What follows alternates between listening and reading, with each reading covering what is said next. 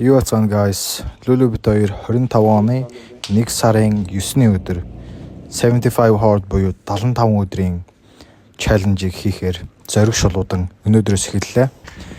Lulu энэ хүү чаленжийг одоогоос жилийн өмнө хийж үзчихсэн. Гэхдээ 20 хийдэх өдөр дээрээ failдээд тэрнээс хойш хийж үзээгүй. Бид хоёр хий гэж ярилцсаар байгаад яг энэ жил өнөөдрөөс эхлээд энэ чаленжийг хийхээр боллоо.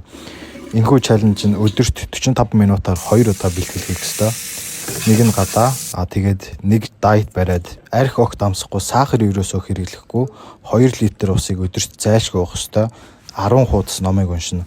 Энэ бүх зүйлийг 75 өдрийн турш ганц ч өдөр алгасгүйгээр хийж чадах юм бол энэ чаленжийг давна гэсэн үг.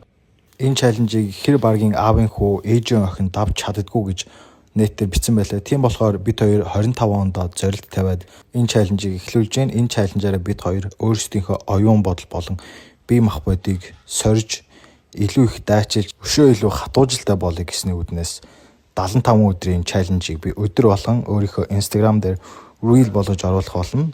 Намайг энэ чаленжийг давж чадах нь үгүй юу гэдгийг үзэхийг хүсвэл та бүхэн маань follow хийж нэгдэцгээрэй guys, okay?